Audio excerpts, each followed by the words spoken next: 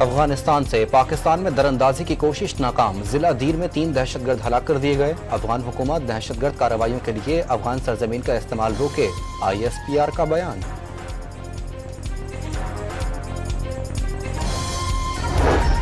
عزم استحکام فوجی آپریشن نہیں، انسداد دہشت گردی کی مربوط مہم ہے۔ DG ISPR کی نیوز کانفرنس، دہشت گردی کے ساتھ ڈیجیٹل دہشت گردوں کو بھی قانون کے مطابق سزا دے کر روکنے کے عزم کا اظہار۔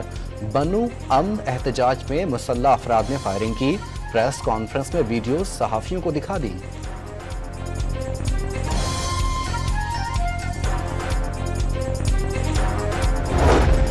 9 مئی کے منصوبہ سازوں کو ڈھیل دینے سے ملک میں انتشار پیدا ہوگا، ترجمان پاک فوج نے خبردار کر دیا، بلوائیوں کو نہ روکنے کا پروپیگنڈا بھی مسترد کر دیا۔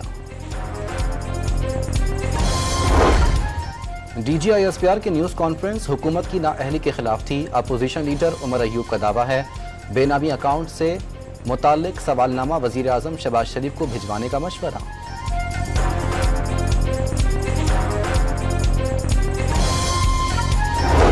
اسلام آباد میں تحریک انصاف کے مرکزی سیکریٹریٹ پر پولیس کا چھاپا، ریکارڈ اور لیپ ٹاپ ضبط، ترجمان رؤوف حسن گرفتار۔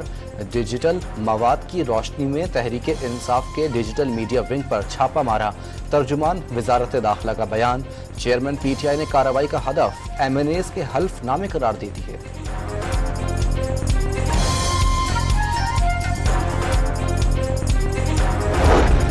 سندھ ہائی کورٹ میں حساس ادارے کو کال ریکارڈ کرنے کے اختیارات دینے کے خلاف درخواست، عدالت نے وفاقی حکومت، وزارت داخلہ اور دیگر فریقین سے 16 اگست تک جواب طلب کر لیا۔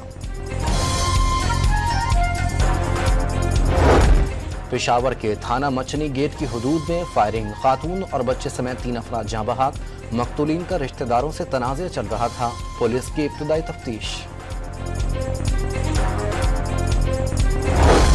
اور کراچی میں نیو کراچی پاور ہاؤس چورنگی پر پانی کی عدم فراہمی کے خلاف احتجاج، ٹریفک کی روانی متاثر۔